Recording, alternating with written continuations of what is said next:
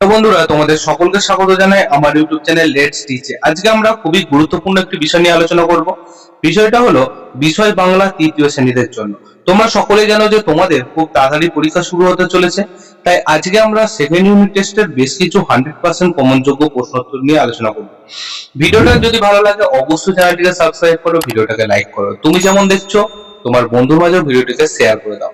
তাহলে শুরু করা যাক আজকের আমাদের মূল বিষয়টি।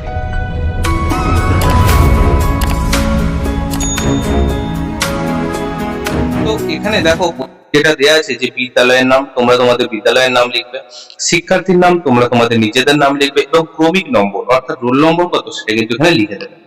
একের দাগে দেখো বলছে বন্ধনীর মধ্য থেকে সঠিক উত্তরটি বেছে তার মাথায় টিক দাও। নৌকাযাত্রা কবিতায় শিশুটি যাবে নৌকায় বজরায় নাকি জাহাজে? শিশুটি যাবে নৌকাতে চেপে। একবার একদল লোক জঙ্গলে পাহাড়ে নাকি মরুভূমিতে গেছিল? একবার একদল লোক কোথায় গেছিল? জঙ্গলে। পরীর দল খোলা আকাশের নিচে গাছের ডালে, গাছের কোঠরে নাকি গাছের নিচে থাকে? তারা কি থাকে? গাছের ডালে ডালে। আরাম কবিতাটিতে কোন সময়ের কথা বলা হয়েছে? আরাম কবিতাটিতে ভোর বেলার কথা বলা হয়েছে। তাহলে আমরা এখানে লিখবো ভোর বেলার কথা বলা হয়েছে। শক্ত শব্দের মানে রুবাইকে কে বলে দিতেন? তার ঠাকুরমা। ঠিক আছে, তার ঠাকুমা বলে দিতেন। দেশের কোল ভরে আছে কোন ধানে? সোনার ধানে। তাহলে আমরা এখানে লিখবো সোনার ধানে। পরের দেখো বলছে রামকে বনবাসে যেতে হয়েছিল কেন? রামকে কেন বনবাসে যেতে হয়েছিল? পিতৃ সত্য পালনের জন্য। তাহলে আমরা লিখবো পিতৃ সত্য পালনের জন্য। ঠিক আছে, পরেরটা দেখো বলছে আমাদের দেশের জাতীয় পতাকায় কি কি রং আছে? তাহলে আমাদের জাতীয় পতাকায় তিনটি রং। প্রথমটা কি? প্রথম হচ্ছে গেরুয়া। তাহলে আমরা এখানে গেরুয়া কথাটা লিখবো। দুয়ে কি আছে? দুই আছে সাদা এবং তিনে আছে কি? তিনে আছে আমাদের সবুজ এবং মাঝে কিন্তু অশোক চক্র আছে। ঠিক আছে, এটা কিন্তু ভুলবে না। চারের দিকে দেখো বলছে ক স্তম্ভের সাথে খ স্তম্ভ মেলাও। ক স্তম্ভে কিছু আছে, খ স্তম্ভে কিছু আছে। চলো আমরা মিলাই সেটাকে। দেখো প্রথমে ক স্তম্ভে দেখো বলছে কুজন, বলাকা, ভ্রমণ, সেক্সট্যান্ট। তাহলে কুজনের সাথে কার হবে? পাখির ডাক। বলাকা, বলাকা কি হবে? পাখির ঝাঁককে বলা হয়। ভ্রমণ মানে বেড়ানো এবং সেক্সট্যান্ট হচ্ছে যন্ত্র। ঠিক আছে, চলো পরের দাগে পাঁচের দাগে দেখো বলছে শব্দঝুড়ি থেকে শব্দ নিয়ে শূন্যস্থান পূরণ করো। তো শব্দঝুড়িতে কি আছে? মৌল, গাছেরা এবং শ্যাওলা। বলছে এক সময় পৃথিবীতে ড্যাশ চলাফেরা করত। এক সময় গাছেরা পৃথিবীতে চলাফেরা করত। সবুজ সবুজ ড্যাশ প্রথম। সবুজ সবুজ শ্যাওলা প্রথম। আমরা এখানে শ্যাওলা কথাটা লিখবো। ড্যাশ ফুলের মাল্য মাথায়, মৌল ফুলের মাল্য মাথায়। তাহলে এখানটা আমরা মৌল কথাটা লিখতে হবে। ছয়ের দিকে দেখো বলছে নিচের অনুচ্ছেদটি মনোযোগ সহকারে পড়ে প্রশ্ন অনুসারে উত্তর দাও।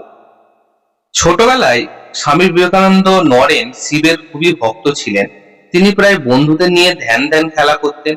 এই খেলার মাঝে একদিন এক সাপ এসে পড়ে। সাপের আওয়াজ শুনে বন্ধুরা দূরে সরে যায় এবং নরেনের নাম ধরে, ডাকে।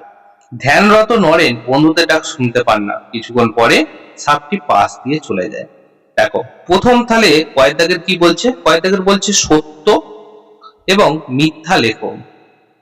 ঠিক আছে, ছেলেবেলা থেকে বিবেকানন্দ শিব ঠাকুরের ভক্ত ছিলেন। তাহলে কথাটা কি হবে? অবশ্যই সত্য। তাহলে আমরা এখানে সত্য কথাটা লিখব। তিনি দাদাদের নিয়ে খেলা করতেন না, তিনি বন্ধুদের নিয়ে খেলা করতেন। তাহলে এই কথাটা মিথ্যা। তাহলে আমরা এখানে মিথ্যা লিখে দেবো। পরেরটা দেখো বলছে খেলার মাঝে বাঘ এসে পড়ে না, খেলার মাঝে সাপ এসে পড়েছে। তাহলে এটাও হবে মিথ্যা। বিবেকানন্দ সাপ দেখে সরে যান না, তিনি সরে যাননি, তিনি এক মনে ধ্যান করছিলেন। তাহলে এটাকেও আমরা মিথ্যা লিখবো। ক্ষয় ত্যাগের প্রশ্ন দেখো বলছে স্বামী বিবেকানন্দের ডাক নাম কি ছিল? স্বামী বিবেকানন্দের ডাক নাম ছিল নরেন। ঠিক আছে, তারপর দেখো বলছে বর্ণ বিশ্লেষণ করো। কুটো কাটা। তাহলে কয় হর্ষ? তাহলে ক যুক্ত হর্ষ যুক্ত টয়কার, ট যুক্ত ও যুক্ত ক যুক্ত আ আর ট যুক্ত আ। আর এই ক, ট, ক, ট এইগুলোতে কিন্তু আমরা হসন্ত দেব। শীতল, তাহলে তালবস্য যুক্ত দীর্ঘই যুক্ত ত যুক্ত ল, শীতল। ঠিক আছে, পরের দেখো ক্ষয়ের দাগের বলছে সাঁতার, অর্থাৎ বাক্য গঠন করো। প্রথমে কি আছে সাঁতার, তাহলে এটা কি লিখবো, লিখবো আমি সাঁতার কাটি, তাহলে আমি সাঁতার কাটি উত্তর। তেপান্তর, তেপান্তর তাহলে লিখবো ওই হলো তেপান্তরের মাঠ, ওই হলো তেপান্তরের মাঠ। বলছে প্রায় সমোচ্চারিত শব্দ দুটির ভিন্ন অর্থ লেখো। কমল, কমল মানে মনে রাখবে পদ্ম, ঠিক আছে, যে পদ্ম ফুল সেটা। আর কয়কার মল, কোমল মানে হচ্ছে নরম। ঠিক আছে, চলো 8 দাগে দেখো বলছে সমার্থক শব্দ লেখো। তাহলে বাড়ি, বাড়ির সমার্থক শব্দ কি হবে, গৃহ, ভবন, হ্যাঁ, তারপর আবাসন, এইসব কিন্তু এগুলো হবে।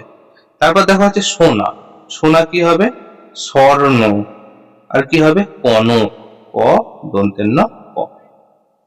পরটা দেখো বলছে বিপরীত শব্দ লেখো। সন্ধে কি হবে সকাল,